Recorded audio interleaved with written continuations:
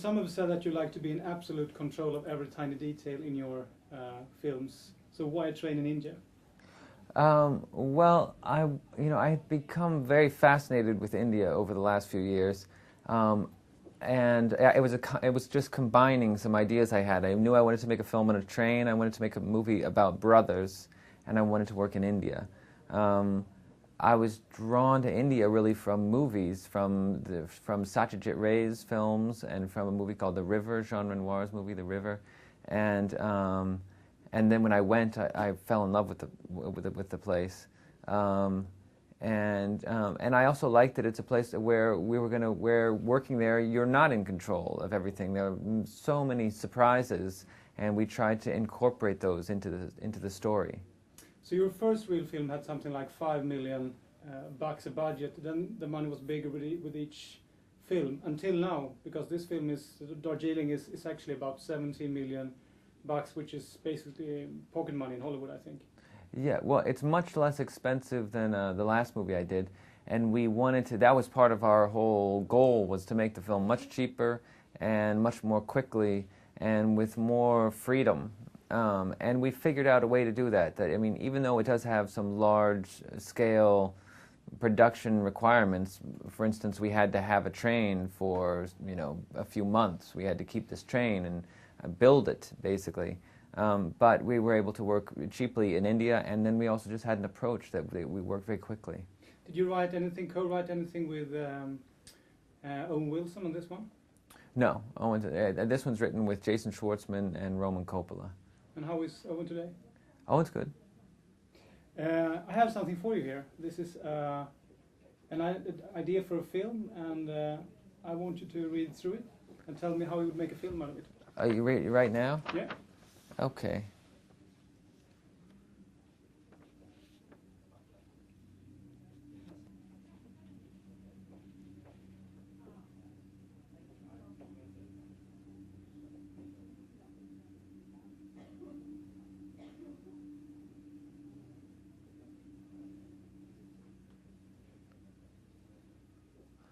Well, I think you've got it pretty well laid out. Okay. You don't need me. Is this a Wes Anderson idea, you think? Could it be one? No, that's your idea, right? So why couldn't this be a Wes Anderson movie? Well, because I don't work from those kind of concepts. I work from characters. I work from my own experience.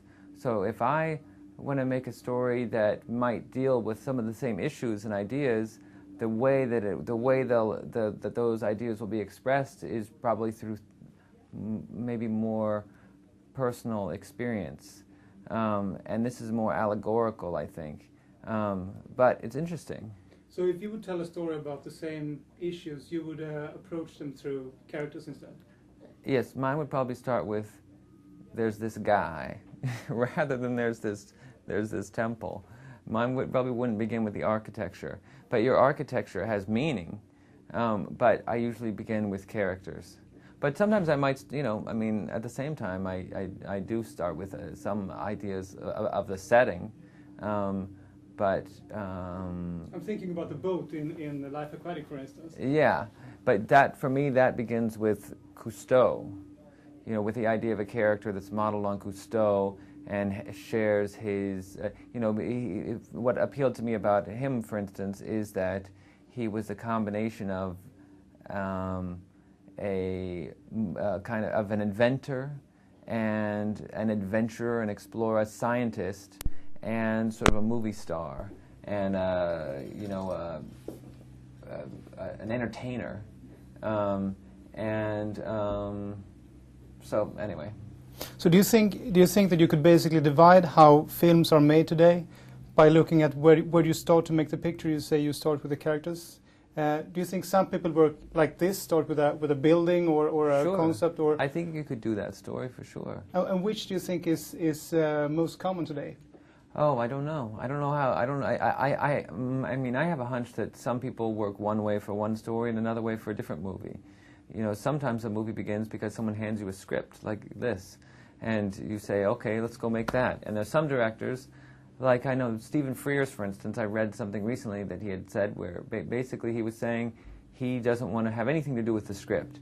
I don't know if that's necessarily true. I have a feeling that Frears is quite good at shaping a script. I think that's part of his process. But he says that what he likes is to have someone hand him a script, and he goes off and shoots it, and he begins to cast it and set to work in his way.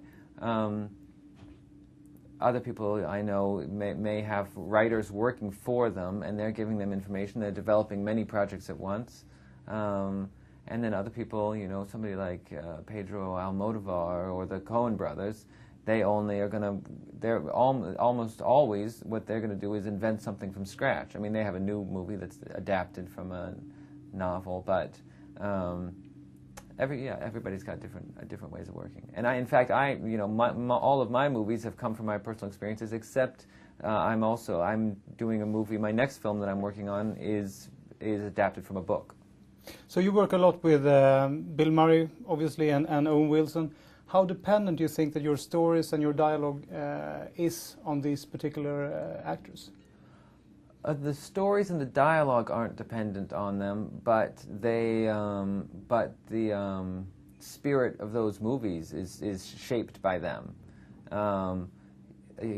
Bill Murray and Owen. I mean, Owen and I have known each other for many, many, many years, and Bill and I have worked together for maybe 10 years.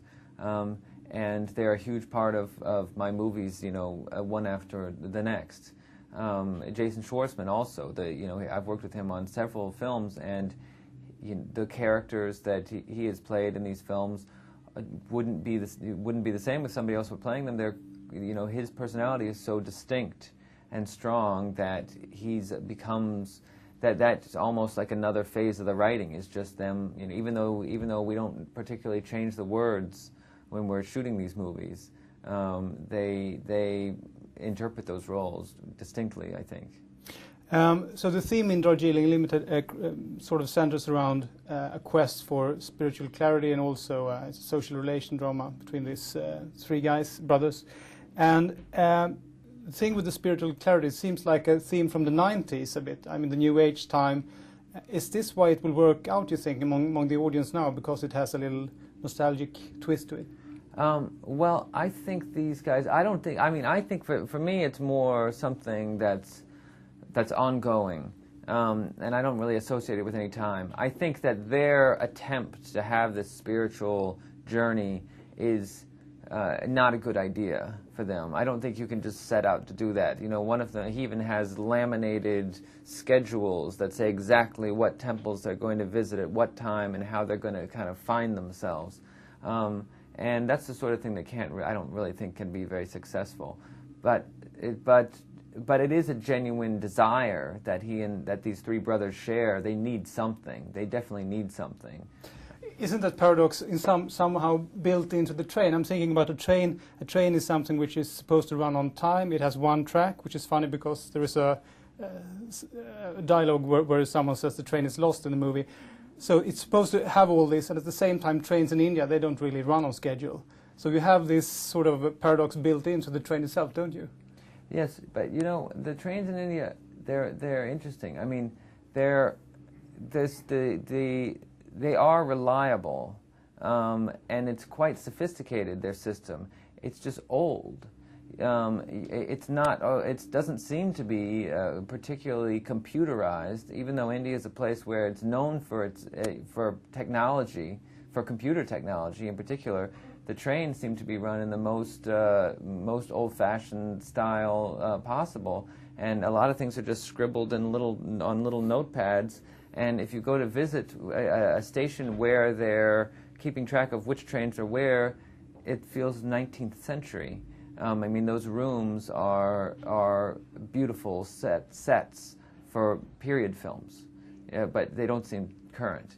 But it all works, and their train system, in some ways, I think, must be the most successful in the world. It's used all the time. India relies on these trains. There's more and more air travel. I mean, there's some big airlines, some big successful airlines in India, but these trains are in constant motion. And we, as visitors with our own train, we're a part of their system, but we're not a part of their commerce. We're not a part of them delivering passengers from one place to another, so we were often We had to be, when there was something new, some surprise, they have what they called unscheduled trains, then we would have to get off the track or go somewhere else and get out of the way and wait. But we did get a real lesson in how important that system is there. I read somewhere that filming and not least promoting the life aquatic was a great strain for your creativity. Is that right? I don't think so. You mean promoting it, like just the period of time of just showing it? I don't know what was intended in that, but I just read in an article that it was kind of strange. I don't know if it's true. That's probably some journalist's interpretation, but that's not my feeling. I mean, I had a good experience making that movie. It was a big movie, though, wasn't it? It was something special compared to what you did before. Yeah, well, it was much bigger. It had, it was for the first time I was working with big sets. And we were working on the water, which is very difficult and can be frustrating. And it was a lot of money. So there were things that were, I don't know, more difficult than other movies I've made. But it's a personal film, and it's a movie it's just the movie I set out to do, and it's a movie I made with friends, people I love. And it was a very good experience. I just wish that more people had seen it. So let's think about main themes for movies. We're on our final question here. Final question. Yeah, that's right. So let's think about main themes for a movie. Which 3 themes you think are the most important, most interesting to have in a movie? Well, I don't think about themes usually. People tell me what the themes are. They always tell me that I make movies about family, about artists, about whatever. There are various things that people point out in my films. But I don't ever begin with themes. I always work from another point of view. To me, our rule with this movie as writers was that we wanted to use as much of our personal experience as possible, and anytime we were asking ourselves what happens next in the story, what happens next, which is the question you're always asking, Jason and Roman and I would say, well, what happened to you? And what has happened to you that could relate to this? And what did she say when that happened? What's the exact thing that occurred in your life, in your friend's life? And try to take things that are completely based in reality and then mix them into this invented world with these fictional characters. And in fact, this movie, practically everything in this movie has some basis in events from our own lives, little events, and big ones too, I guess, in some ways. That's really been my point of view for this film. That's great. Thank you very much. Very nice to talk to you.